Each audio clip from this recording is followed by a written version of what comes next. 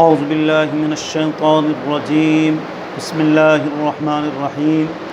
سامعین، ناظرین، کچھ نیوٹرل ذہن کے لوگ، جدت کے حامل لوگ قربانی کے اوپر اعتراض کرتے ہیں کہ قربانی کرنے کی کیا ضرورت ہے، اتنی کثیر اور اتنی خطیر رقم اس پر خرچ کرتے ہیں، اس کے بجائے اگر غریبوں کو صدقہ و خیرات کر دیا جائے، کوئی اور رفاع عامہ کا کام کر دیا جائے، وہ زیادہ بہتر ہے۔ قربانی اتنا کرنے کی کیا ضرورت ہے؟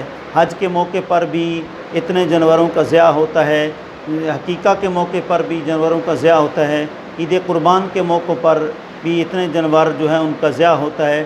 تو بہتر ہے کہ اس کے بجائے غریبوں فقیروں کو پیسے دے کر ان کی ضرورت پوری کی جائے، ان کے دلوں کو جیتا جائے۔ تو محترم، پہلی بات تو یہ ہے کہ اسلام ہمیں یادگاریں برقرار رکھنے کا حکم دیتا ہے، مٹانے کا حکم نہیں دیتا۔ مثلا قرآن مجید میں وَاتَّخِذُوا مِن مَقَامِ إِبْرَاهِيمَ مُصَلًّى، اللہ نے حضرت ابراہیم علیہ السلام کے مقام ابراہیم کو جائے نماز بنایا ہے۔ اب جہاں وہ کھڑے ہو کر باپ بیٹا تعمیر کعبہ کرتے تھے، ان کے قدموں کو، نشانات کو جائے نماز بنایا گیا ہے۔ اب قیامت تک وہاں لوگ طواف کعبہ کرنے کے بعد کھڑے ہو کر نماز پڑھیں گے۔ اسی طریقے سے صفا مروہ کی پہاڑیوں کے درمیان میلین اخضرین پر کیا جو بھی حاجی حج کرنے جاتا ہے یا جو عمرہ کرنے والا عمرہ کرتا ہے، اس صفا مروہ کی پہاڑیوں کے درمیان وہ خوب دوڑ لگا کر دوڑتا ہے، حالانکہ آج وہ وہاں علت نہیں ہے۔ آج مائی حضرت اماں حاجرہ سلام اللہ علیہ وہاں نہیں دوڑ رہی، دوڑی تھیں، اب نہیں دوڑ رہی، لیکن اللہ معلوم ہوا کہ اللہ ہمیں یادگاریں برقرار رکھنے کا اور قومی شعار برقرار رکھنے کا حکم دیتا ہے۔ دیکھیں، حضرت ابو دردہ رضی اللہ تعالیٰ عنہ کے صاحبزادے اور دیگر کچھ صحابہ اذان کی مشق کر رہے تھے، تو آقا علیہ السلام نے دیکھا، آپ بڑے خوش ہوئے، آپ نے بلایا حضرت ابو دردہ کے صاحبزادے سے۔ حضرت ابو دردہ کوئی عام صحابی نہیں ہے، حضور نے ان کو حکیم الامہ قرار دیا ہے۔ جیسے پاکستان کے حکیم الامہ علامہ اقبال اور مفتی امجد خان نعیمی ہیں، ایسے ہی صحابہ کے حکیم الامہ حضرت ابو دردہ رضی اللہ تعالیٰ عنہ ہیں۔ تو صحابی رسول حضرت ابو دردہ رضی اللہ عنہ کے صاحبزادے کو سرکار نے بلایا، ان سے اذان سنی اور ان کے سر کے اوپر دست نبوت رکھا۔ جو حضور کے دست نبوت کے نیچے بال آ گئے، زندگی گزر گئی، انہوں نے وہ بال کٹوائے نہیں ہیں کہ یہاں حضور کے دست نبوت لگے ہیں، لہٰذا یہ یادگار برقرار رکھی جائے گی، اس کو مٹایا نہیں جائے گا۔ معلوم ہوا کہ اسلام ہمیں یادگاریں برقرار رکھنے کا حکم دیتا ہے، لہٰذا کوئی بندہ اگر صدقہ خیرات کرنا چاہتا ہے تو پورا سال اس کے پاس ہے، ان دنوں میں لازماً وہ کیا کرے، جانور ذبح کرے، اس کا خون جو ہے وہ بہائے۔ بلکہ ہم کیا غیر مقلد دیکھیں، فتاوی اہل حدیث دیکھیں، دوسری جلد دیکھیں، صفحہ 80 میرے پاس موجود ہے، اوپر کیا لکھا ہے، ان حضرات کے مجتہد العصر حافظ عبداللہ روپڑی تو قربانی کو اس قدر ضروری سمجھتے ہیں کہ قربانی جو ہے کہتے ہیں کہ قرض لے کر قربانی کرنی پڑے تو تب بھی قربانی کرنی چاہیے۔ جی، وہ تو یہاں تک کہتے ہیں کہ اگر تمہیں قرض بھی لینا پڑے تو یہ نہیں کہ صدقہ کرو، بلکہ قربانی تمہارے اوپر کیا ہے، وہ لازم ہے۔ اور قربانی کیا ہے؟ یہ جانور اللہ کے نام پر ذبح کیا جائے۔ کوئی آدمی اگر جانور خریدنے کے بجائے کثیر رقم اللہ کی راہ میں ان 3 دنوں میں خیرات کر دے گا تو اس کی قطعاً قربانی نہیں ہوگی، کیونکہ یہ تعلیمات نبوت کے سراسر خلاف ہے، اس کی قربانی نہیں ہوگی۔ کیونکہ قربانی کیا ہے؟ اراقۃ الدم ہے، جانور کا خون بہانا ہے۔ اسی وجہ سے تو ہم حنفی لوگ کہتے ہیں کہ اگر کوئی قربانی کا جانور میں حقیقی کا حصہ لینا چاہتا ہے تب بھی وہ حقیقہ قربانی کے جانور سے کر سکتا ہے۔ مثلا ایک گائے ہے، اس میں اگر 2 بندے ہیں قربانی والے اور 5 بندے حقیقے والے ہیں تو ٹھیک ہے، شامل ہو سکتے ہیں۔ وجہ کیا ہے؟ فقہا فرماتے ہیں، صاحب ہدایہ فرماتے ہیں، علامہ برہان الدین مرغنانی فرماتے ہیں کہ علت اراقۃ الدم ہے، خون بہانا ہے۔ تو خون بہانا یہ علت قربانی کے موقع پر پائی جائے گی تب بھی قربانی ہوگی، یہ علت عقیقے کے موقع پر پائی جائے گی تب بھی، یہ علت حج تمتع حج قران کے موقع پر پائی جائے گی تب بھی، یہ خون بہانا جو ہے وہ علت ہے۔ لہٰذا اس کی جگہ پر صدقہ و خیرات کرنے سے قطعی طور پر قربانی ادا نہیں ہوگی۔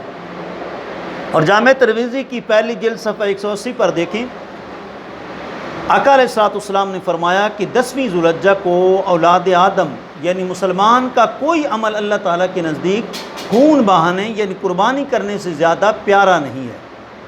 اور دوسرے مقام پر مجمع الزوائد کی 4 جلد صفحہ 20 پر ہے، عید قربان کے دن جو رقم قربانی کے لیے خرچ کی جاتی ہے اس سے زیادہ کوئی رقم اللہ کو محبوب نہیں، لہٰذا کوئی صدقے والی صدقہ خیرات والی رقم کرے گا وہ قربانی نہیں ہوگی۔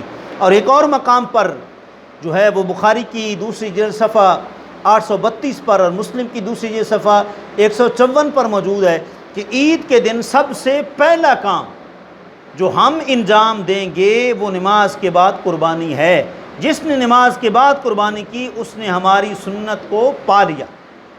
جی تو کچھ ناداں قربانی پر یوں اعتراض کرتے ہیں کہ کہتے ہیں جی ذبح کرنا ظلم و ستم ہے، جان تلفی ہے، نسل کشی ہے، تو محبوب دو جہاں صلی اللہ علیہ وسلم کبھی یہ عمل نہ کرتے۔ آپ صلی اللہ علیہ وسلم کا اس عمل کو دائمی اپنانا اور اس کا حکم دینا اس بات کی واضح دلیل ہے کہ جانوروں کو ذبح کرنا ہی قربانی ہے، اور یہ عمل ظلم و ستم اور جان تلفی اور فضول خرچی کے زمرے میں ہرگز نہیں آئے۔ اور یہ بھی دیکھیں کہ قربانی ایک اسلامی یادگار ہے، قربانی ایک ہر قوم کے کچھ شعار اور کچھ علامات ہوتی ہیں اور ان کی ایک بڑی اہمیت اور بڑا مقام ہوتا ہے، وہ ان کو یادگاروں کو زندہ رکھتے ہیں۔ اس وقت یادگار پر خرچ ہونے والی رقم کو نہیں دیکھا جاتا۔ مثلا ہمارے ملک پاکستان کے سرکاری مراکز تعلیمی ادارے 14 اگست آتا ہے، 23 مارچ آتا ہے، جی تو لاکھوں کی تعداد میں جھنڈے لہرائے جاتے ہیں، جی اور اس کے علاوہ ملکی، ملی اور تاریخی یادگاروں پر استعمال ہونے والی دولت ہرگز ضائع نہیں ہوتی۔ تو اسلامی، دینی اور ایمانی یادگاروں پر خرچ ہونے والی دولت بھی قطعاً فضول و بیکار نہیں ہے، بلکہ اللہ کی خوشنودی اور حضور کی تابعداری اور دونوں جانوں میں سرخروئی کا باعث ہے۔ قربانی نسل کشی کیسے ہے؟ بلکہ ایک دائمی حیات ہے۔ قربانی دینے والے مرتے نہیں بلکہ ایک لاشعوری حیات سے سرفراز ہو جاتے ہیں۔ جہاں تک اس بات کا تعلق ہے کہ جانور ذبح کرنے سے نسل ختم ہو جاتی ہے، یہ بالکل مفروضہ نادانی پر، جہالت پر مبنی ہے، کیونکہ عام مشاہدہ اس بات کا ہے قربانی دینے کے علاوہ سارا سال حلال گوشت کی غرض سے جانوروں کی ذبح کرنے کا سلسلہ جاری رہتا ہے۔ کتیا اگر وہ 12 بچے جنتی ہے تو اس کے بچے نہیں ہوتے، گائے کے بچے زیادہ ہوتے ہیں، بکری کے بچے زیادہ ہوتے ہیں، بھینس کا سلسلہ چلتا رہتا ہے، دودھ کا بھی، ذبح کا بھی، اس کے باوجود یہ ختم نہیں ہوتے۔ معلوم ہوا کہ اللہ نے حلال میں برکت رکھی ہے، حرام میں نحوست ہے، اس وجہ سے قربانی جو ہے اس کو ختم نہیں کیا جائے گا۔ اور کچھ نادان لوگ کہتے ہیں نہیں یہ قربانی صرف مکے میں ہوئی ہے، مکے کے ساتھ خاص ہے، لہذا مکے والوں کو حج کے موقع پر کر دینی چاہیے، باقی دنیا بھر میں مسلمانوں کو نہیں کرنی چاہیے۔ تو محترم، قربانی صرف مکے سے خاص نہیں بلکہ مسلمان جس خطے اور جس علاقے میں بھی ہوں انہیں قربانی کا فریضہ وجوب ادا کرنا چاہیے، کیونکہ اللہ کا حکم مطلق ہے، فَصَلِّ لِرَبِّكَ وَانْحَرْ، آپ محبوب نماز پڑھیے اور قربانی کیجیے۔ یہ حکم حضور کے لیے نہیں بلکہ تمام مسلمانوں کے لیے عام ہے، اس صریح حکم میں تعویل کی کوئی گنجائش نہیں ہے، لہذا مکے کے ساتھ اس کو مقید کرنا جائز نہیں ہے، بلکہ مدینہ منورہ اور دیگر علاقوں میں بھی قربانی صحابہ کا کرنا ثابت ہے۔ دیکھیں حوالہ جات، سنن کبریٰ جلد نمبر 9 صفحہ نمبر 272، حضرت عبداللہ ابن عمر رضی اللہ عنہ بیان کرتے ہیں کہ آقا علیہ الصلوۃ والسلام نے مدینہ طیبہ میں کبھی اونٹوں کی آپ قربانی فرماتے اور جب اونٹ نہ ملتے تو آپ مینڈے قربان فرماتے۔ حضرت انس بھی فرماتے ہیں دخا بالمدینۃ بکبشین اقرنین املحین، ابو داؤد کی 2 جلد صفحہ 30 پر ہے، یعنی آپ نے مدینہ منورہ میں 2 سینگوں والے چتکبرے جو ہے وہ مینڈے آپ نے جو ہے وہ ذبح فرمائے۔ اور ابن ماجہ کے صفحہ 235 پر دیکھیں، حضرت سعد رضی اللہ تعالیٰ عنہ فرماتے ہیں رسول اللہ صلی اللہ علیہ وآلہ وسلم نے بنو رزیق، یہ انصار مدینہ کا ایک قبیلہ ہے، بنو رزیق کی گلی کے کنارے پر اپنے ہاتھ سے چھری کے ساتھ قربانی فرمائی۔ جی پہلے مکے کا ثبوت، پھر مدینے کا ثبوت، اب تیسرا بنو رزیق قبیلے کا ثبوت۔ اور المستدرک امام حاکم کی 5ویں جلد صفحہ 150 پر اور نسائی میں دوسری جلد صفحہ 203 پر موجود ہے۔ حضرت کلیب رضی اللہ تعالیٰ عنہ صحابی رسول ہیں، فرماتے ہیں صحابہ کرام کا ایک وفد فارس کے علاقے میں کفار سے جنگ لڑ رہا تھا کہ قربانی کے دن آ گئے، ہمیں پریشانی لاحق ہوئی کیونکہ ہمیں سال بھر کی بکریاں دستیاب نہ ہو سکی۔ تو حضرت مجاشع بن مسعود رضی اللہ تعالیٰ عنہ نے فرمایا پریشان ہونے کی ضرورت نہیں، اگر بکریاں نہیں ملتی تو کیا حرج، میں نے رسول پاک صلی اللہ علیہ وآلہ وسلم سے سنا ہے 6 ماہ سے زائد عمر کے مینڈے کی قربانی بھی جائز ہے، لہٰذا اس کی قربانی کر لو، لہٰذا اس کی قربانی کر لو۔